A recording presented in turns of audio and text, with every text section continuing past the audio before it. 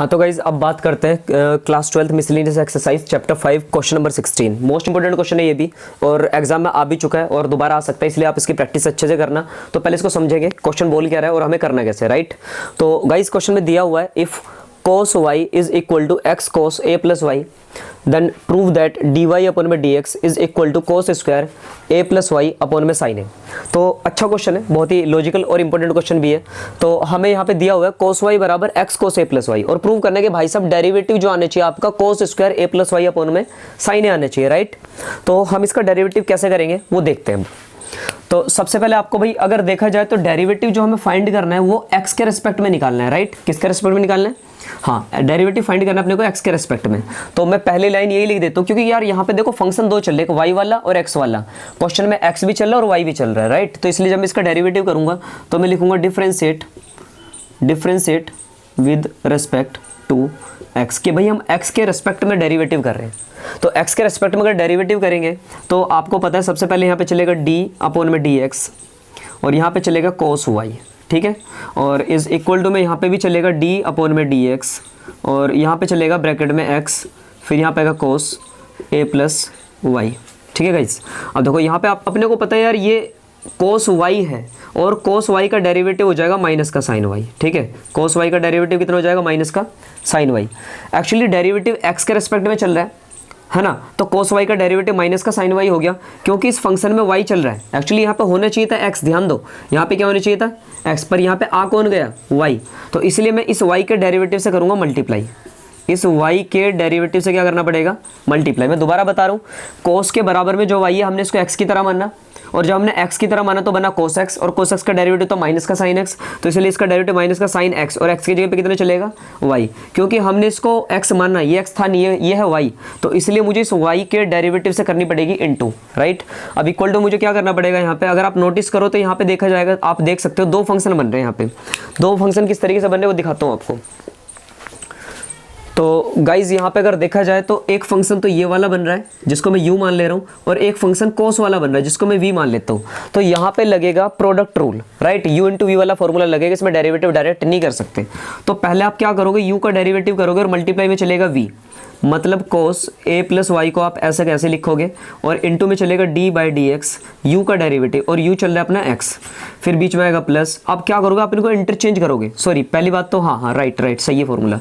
Interchange करोगे तो ये हो जाएगा x बाहर और यहाँ पे d अपॉन में dx आ जाएगा यहाँ पर और फिर यहाँ पे चलेगा cos a प्लस वाई। मतलब आपने डेरिवेटिव क्या किया यहाँ पे? सबसे पहले ये देखो, ये पहला फंक्शन, जब भी पहली बात तो अपने को इतना पता है मल्टीप्लाई में अगर दो फंक्शन आ जाए तो डेरिवेटिव हम डायरेक्ट नहीं कर सकते।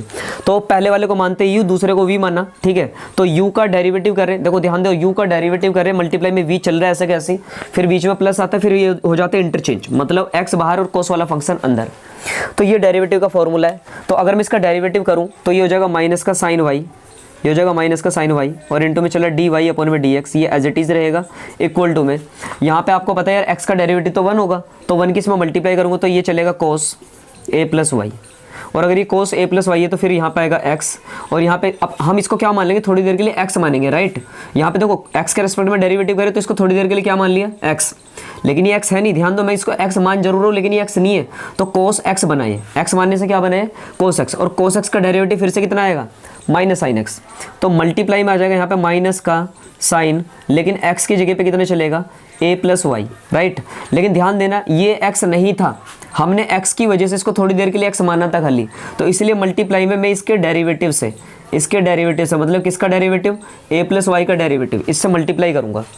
ये बोलता है डेरिवेटिव का फॉर्मूले का रूल, ठीक है। तो आप डेरिवेटिव के अकॉर्डिंग आप इसको इस तरीके से कर सकते हो।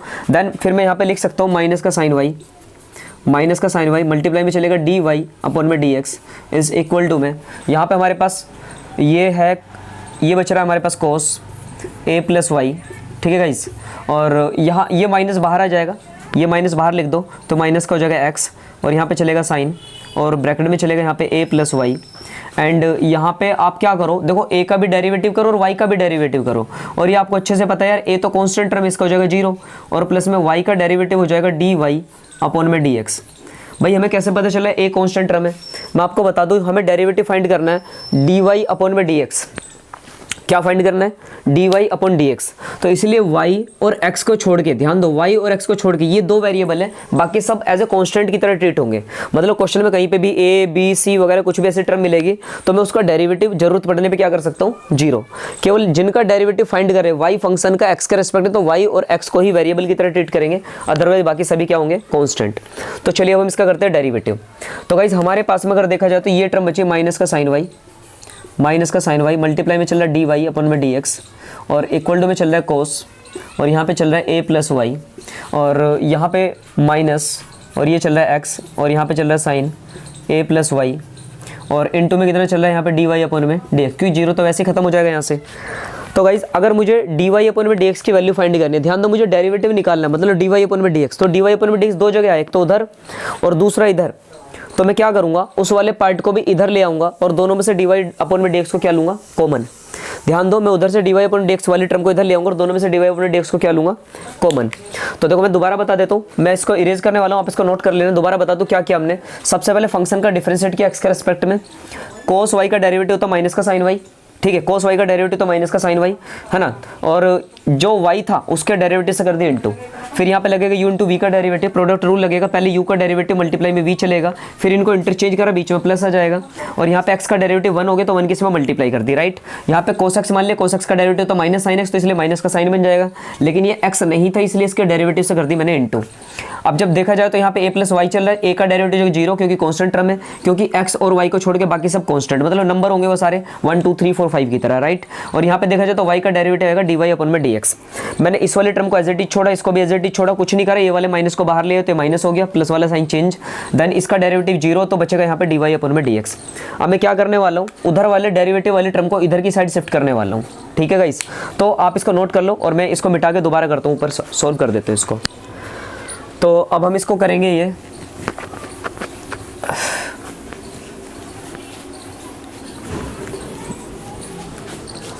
तो यार अब हम क्या करेंगे, ये इसको ऐसे रहने दूंगा, मतलब माइनस का साइन और माइनस का साइन ऐसे करते हैं ना। देखो वो वाली टर्म, ये नेगेटिव जो टर्म चली यहाँ पे डेरिवेटिव वाली, इधर आके कैसी हो जाएगी, पॉजिटिव। तो जब ये इधर आएगी तो हो जाएगा x, और यहाँ पे हो जाएगा साइन, और ब्रैकेट में कितना चल रहा है a प्लस वाई, और इंटू में कितना चल रहा है डी वाई अपॉन में डी एक्स। तो गाइज वो वाली टर्म को तो हम उधर से इधर लिया उठा के, और इधर ऑलरेडी कौन सी टर्म चल रही है, माइनस, इधर चला माइनस का साइन वाई, और इंटू में चल रहा है डी वाई अपॉन में D X is equal to में क्या बचा हमारे पास, इक्वल टू में बचा कोस a प्लस वाई। उसको इधर लाने का कोई फायदा नहीं, क्योंकि अपने को तो डेरिवेटिव कॉमन लेना है दोनों में से, और दो डेरिवेटिव कॉमन ले सकते हैं यहाँ से, ठीक है। तो यहाँ पे डी वाई अपॉन में डी एक्स को जैसे हमने कॉमन लिया, क्योंकि दोनों में आ रहा है, तो यहाँ पे हमारे पास बच जाएगा x, और यहाँ बचेगा साइन a प्लस वाई, और फिर बीच में आएगा माइनस, और यहाँ पे आएगा साइन वाई, और इक्वल टू में हमारे पास कितना चल रहा है, कोस a प्लस वाई। तो गाइस अगर देखा जाए तो यार इस फंक्शन के अंदर दोनों जगह से जैसे मैंने डेरिवेटिव कॉमन लिया तो यहाँ से ये वाली टर्म बचेगी, यहाँ से डेरिवेटिव कॉमन लिया तो यहाँ पे ये वाली टर्म बच जाएगी, राइट, है ना। अब ये जो मल्टीप्लाई में चल रही है कहाँ चला जाएगा, डिवाइड में। मल्टीप्लाई वाली टर्म को किधर लेके जाते हैं भाई, डिवाइड में लेके जाएंगे। तो ये हो जाएगा डी वाई अपन में D X is equal to, ये हो जाएगा हमारे पास cos a plus Y, and divide में जो टर्म आएगी वो आ जाएगी x, फिर यहाँ पर हो जाएगा साइन, और ब्रैकेट में a प्लस वाई, और फिर माइनस का कितना चलेगा, साइन वाई, राइट। पर डेरिवेटिव तो हमने फाइंड कर लिया, बट यार डेरिवेटिव जो हमें निकालना है वो ऐसा आ ही नहीं रहा, हमारा कुछ और आ रहा है और आंसर कुछ और लाना है, ठीक है। तो जो हमें टर्म लानी है वो तो अभी तक आई नहीं, अभी तक डेरिवेटिव वाली जो हमें प्रूव करना है, तो अभी मतलब इसमें कुछ और करना भी बाकी है। डेरिवेटिव हालांकि हमने निकाल लिया, बट डेरिवेटिव वैसा नहीं है जैसा हमें चाहिए था, प्रूव करना था। तो अब देखो इसमें एक लॉजिक ये है कि यार जो हमें प्रूव करना है, आप अगर उसमें नोटिस करो तो उसमें कोस वाली टर्म आ रही है, इसमें भी कहीं ना कहीं कोस वाली टर्म आ रही है, राइट, है ना। उसमें साइन वाली टर्म आ रही है, तो इसमें भी कहीं ना कहीं साइन वाली टर्म तो आ ही रही है। उस क्वेश्चन के अंदर a भी आ रहा है और y भी आ रहा है, तो इसमें भी कहीं ना कहीं a और y भी आ रहा है, राइट। बस एक चीज़ डिफरेंट है अगर देखा जाए जो हमें प्रूव करना है इस वाले में, कि एक्चुअली हमारे पास एक टर्म आ रही है x वाली, इधर ध्यान से देखो यहाँ पे एक टर्म बन रही है x वाली, हमारे पास एक x वाली टर्म और एक्स्ट्रा दिखाई दे रही है, जबकि जो हमें प्रूव करना है उसमें कहीं से कहीं तक भी x वाली कोई टर्म नहीं आ रही है। तो सारा लॉजिक यहाँ पर है, और हम क्या करेंगे, कुल मिला के इस वाली x वाली टर्म को रिमूव करेंगे, यहाँ से हटाएंगे इसको, ठीक है गाइस। यहाँ पे जो x वाली टर्म चली इसको क्या करेंगे हम, यहाँ से हटाएंगे, ये x को हटाया जाए किसी तरीके से, क्योंकि x हटेगा तो ये ऑटोमेटिकली इस वाली फॉर्म में आ जाएगा। जो हमें प्रूव करना है उसमें कहीं भी x नहीं आ रहा है, इसलिए इस वाले क्वेश्चन में x आ रहा है, तो यहाँ से मैं x को हटाऊंगा, रिमूव कर। हटाने का तरीका देखो कैसा है, किस तरीके से हम इस x को यहाँ से रिमूव कर सकते हैं, मैं आपको समझाता हूँ। तो आप सबसे पहले इसके लिए क्या लिखो, स्टार्टिंग वाली टर्म लिखो। स्टार्टिंग वाली टर्म क्या गिवन है अपने को, तो भाई हमारी शुरुआत वाली टर्म जो हमारे पास चल रही है वो है कोस वाई। यहाँ साइड में लिख लो कि भाई हमें कोस वाई लिखेंगे, वी हैव, ऐसे लिखेंगे वी हैव। हमारे पास क्या गिवन है पहले से, कोस वाई इक्वल टू में हमारे पास चल रहा है एक्स और ब्रैकेट में चल रहा है कोस ए प्लस वाई, राइट। ये तो हमें स्टार्टिंग से क्वेश्चन में गिवन है भाई, है ना। अब देखो मैं इसी का यूज़ करूंगा और मैं दोबारा यहाँ पे किसकी वैल्यू फाइंड करूंगा, एक्स की। तो दोबारा मैं एक्स की वैल्यू जो फाइंड करूंगा, देखो यहाँ पे एक्स निकल सकता है, पर इसके लिए मुझे क्या करना पड़ेगा, ये वाली जो टर्म है इसको मल्टीप्लाई से कहाँ लाना पड़ेगा, डिवाइड में, राइट। तो मैं इसको मल्टीप्लाई से कहाँ लाने वाला हूँ, डिवाइड में लाने वाला हूँ, ताकि मुझे किसकी वैल्यू मिल जाए, एक्स की। तो यहाँ पे कोस वाई और अपोन में चलेगा यहाँ पे कोस और ब्रैकेट में चल रहा है यहाँ पे ए प्लस वाई और इक्वल टू में हमारे पास कितना बचेगा, एक्स। तो गाइस फाइनली हमने अगर देखा जाए तो जो स्टार्टिंग में हमें क्वेश्चन गिवन था वहीं से ही एक्स की वैल्यू फाइंड कर ली और उस एक्स की वैल्यू को मैं यहाँ पे रखने वाला हूँ और इस एक्स की वैल्यू को रखने के बाद हमारा वो आंसर आ जाएगा जो हमें प्रूव करना है। दिखाता हूँ आपको कैसे।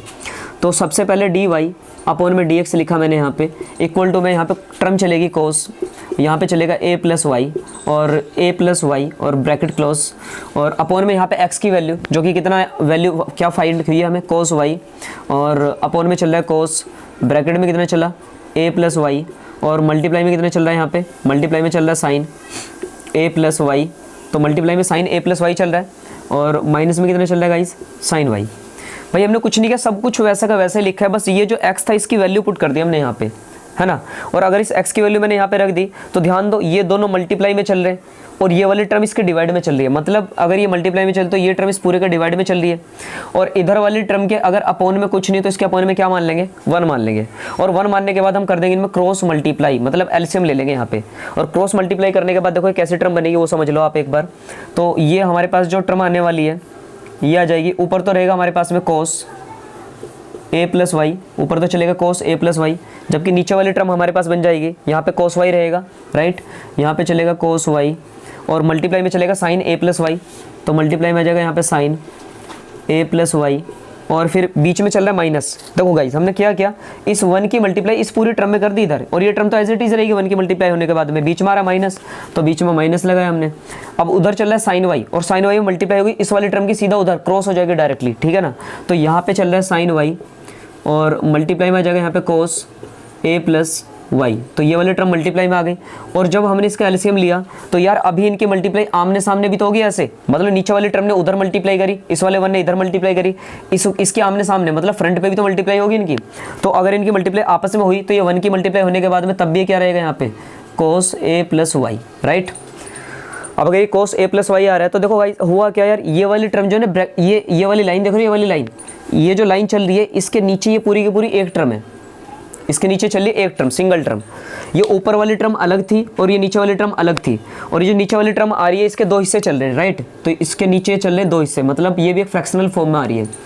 तो अब हम क्या करेंगे, ये वाली टर्म जो हमारे पास आई है इसको कर देंगे मल्टीप्लाई। ध्यान दो ये इस तरीके से रिवर्स हो जाएगी, मतलब इसका रेसिप्रोकल हो जाएगा, रेसिप्रोकल। ऐसा क्यों होगा मैं आपको समझाता हूँ। देखो पहले मैं आपको ये बता दूं कि यार अगर कभी भी इस तरह की टर्म आ जाए, ध्यान देना इधर देखो, अगर मान लो ऊपर लिखा है 2 और नीचे लिखा है 3/5, राइट। ऊपर 2 लिखा और नीचे ब्रैकेट में कितना लिखा है 3/5, तो ये जो टर्म डिवाइड में चल रही है ये वाली टर्म आ जाएगी मल्टीप्लाई में रेसिप्रोकल होके। ये वाली टर्म जो डिवाइड में चल रही है फ्रैक्शनल फॉर्म में, ये मल्टीप्लाई में आएगी और मल्टीप्लाई में कैसा आएगी वो देखो, मतलब 2 अपनी जगह रहेगा वो हिलने वाला नहीं है। मल्टीप्लाई में केवल ये टर्म आएगी रेसिप्रोकल होके, मतलब 5 ऊपर और 3 नीचे, राइट। इस तरीके से हो जाएगा। तो अभी इसी तरीके से देखा जाए तो इस वाली टर्म के नीचे ये फ्रैक्शनल फॉर्म चल रही है तो ये मल्टीप्लाई में इस तरीके से आ जाएगा, मतलब इसका रेसिप्रोकल हो जाएगा, उल्टा हो जाएगा। तो चलिए इसका अब हम उल्टा करके देखते हैं कितना बनेगा। तो मुझे आप एक बार इसको भी नोट डाउन कर लो और मैं इसको मिटाने वाला हूँ, ठीक है गाइस।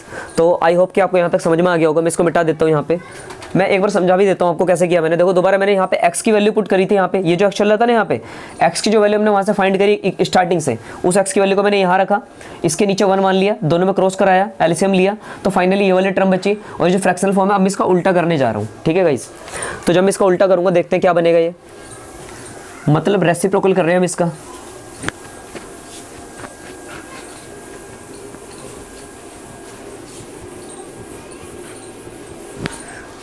तो यार ये जैसे मैंने इसका रेसिप्रोकल करा तो एक्चुअली, अरे यार मैंने ये तो सब कुछ मिटा दिया, हाँ सॉरी ये एक्चुअली इधर चल रहा है हमारे पास में dy/dx, राइट।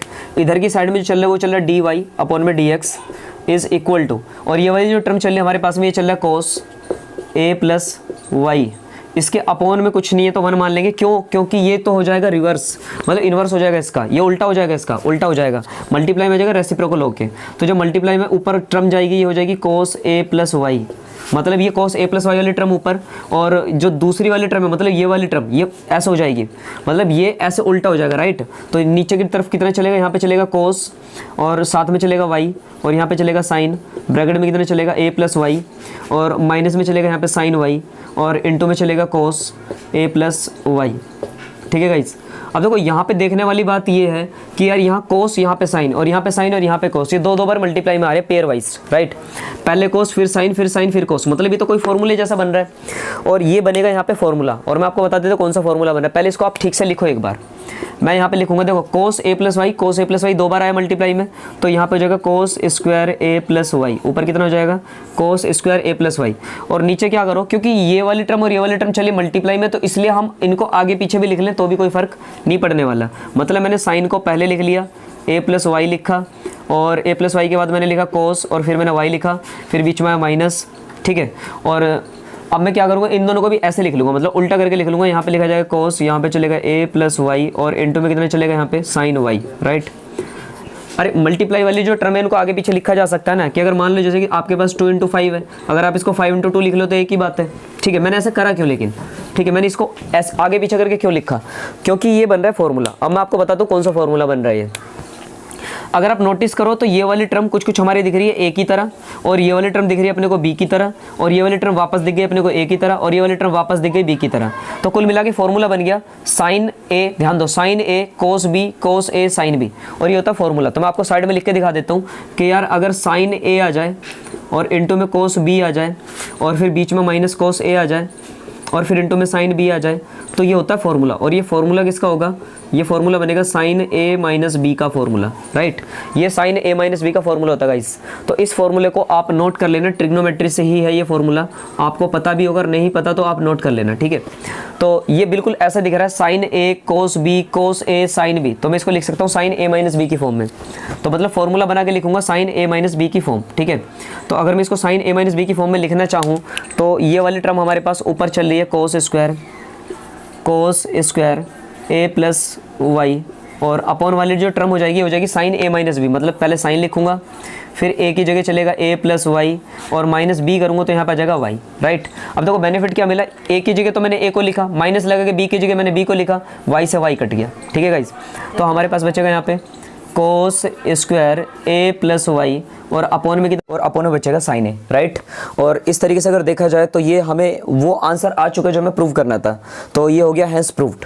तो आई होप कि आपको ये समझ में आया होगा, और अगर आपको ये समझ में आया तो प्लीज़ आप इसको अच्छे से नोट डाउन कर लेना और इसकी प्रैक्टिस करना। एंड गाइज अगर वीडियो अच्छी लगी तो वीडियो को लाइक करना, शेयर करना अपने दोस्तों के साथ, और इसी तरीके से आपको और भी इंपॉर्टेंट जितने भी क्वेश्चन हो सकेंगे NCERT और NCERT एग्जाम्पलर और प्लस RD शर्मा वगैरह के जो भी मतलब एग्जाम पर्पज से जो मोस्ट इंपॉर्टेंट क्वेश्चन है उसकी लिस्ट के अंदर में जितने भी क्वेश्चन होंगे आपको उन सभी पे वीडियो बना के दूंगा, और आप इसी तरीके से हमें सपोर्ट करना। And thank you so much for watching this video. धन्यवाद गाइस।